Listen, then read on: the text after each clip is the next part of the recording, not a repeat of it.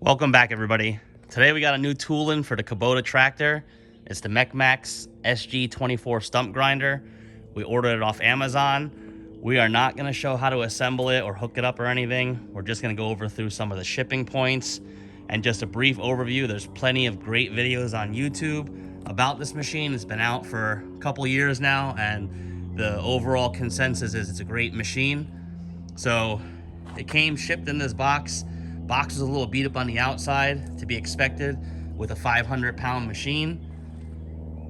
The crate, though, built like a tank. Everything came good. Obviously, the forklift drivers at the terminal need to get their licenses checked. But other than that, everything looks solid. We're just gonna get it opened up, laid out, see how everything looks, and hopefully it fits to this BX series Kubota. It's a 2680 with no modification to the PTO shaft. A lot of people got to cut the PTO shaft, but we have a quick disconnect on the back, so hopefully that gives us the space we need and the length. We got everything unboxed. Overall, it looks good. There's a few small paint chips, but that's to be expected from shipping. We'll just touch that up with some Kubota orange. But yeah, overall, it's a beast. This is some thick steel, thick welds. Looks like about a 1/2 inch, 3/8 in some spots, but real stout looking. And they include an entire service wrench kit with it, a little toolbox. Got the 4 teeth, chainsaw holder, sticker, deflector plate, PTO shaft, and your instruction manual. It's really thoughtful that they included this wrench set from 8 millimeters up to around 19 in between. 24 for the teeth, because we use this wrench set to get off the entire metal bracket here. So we're gonna get everything disconnected and get it back onto the rear of the tractor. All right, we got the PTO shaft here now, and there's a couple setup procedures that you have to go through, and we're just gonna quickly go over them. Basically, they want you to measure from the PTO shaft to the stump grinder shaft, and you have to have more than 34 inches. They want 35 or better. So 34 is the length you're shooting for, plus an inch, so it'd be 35. Fortunately, with our setup on the quick hitch, we have exactly 35. So that's what we're gonna run with. We're not gonna cut this shaft. We're just gonna try it at first. If we have to cut it, we'll take it back off. But we'll look at the clutch system now over here. And they want you to mark the clutch in the middle there and look for rotation when you start the PTO for the first time. For 2 or 3 seconds, that clutch should slip. And for the setting on this tractor's horsepower, the book is gonna state that we need to be about 1.26 inches or 31.9 millimeters up. So we have a micrometer or a dial caliper here, and we're set at about 1.2526, and we'll show you that it is set really close from the factory. If we go, let's get a better, actually, I might have to go this way and show it. If we go from the base to the top of the spring there, let's back that off. And we're gonna go to the spring height there. We're at about, excuse me, we're about 1.15, somewhere around there. So we may have to adjust this slightly, but again, it's well within the spec. So we're gonna throw it on there and try it, but we will adjust everything if we need to. All right, we got everything hooked up. The PTO shaft is very heavy, very difficult to put on. You're gonna want another hand doing it. Take some manipulation, but it fit with 0 trimming. So on a Kubota BX 2680 with a Harbor Freight quick disconnect category 1 hitch and some stabilizer bars, perfect fit. We had like 1.25 inches over. So what we're gonna do now is start at the PTO a few times, and we're gonna see if our mark on that clutch there slips. If it does, we're good to go, and we're gonna go hit a stump real quick. I mean, setup time, give yourself about 1.5 hours to 2 hours to get this thing fully installed and set up. All right, we engaged the PTO clutch twice for 2 to 3 seconds like it said, and we got a full movement there. Clutch is slipping. So now we're gonna go and try and grind a stump real quick.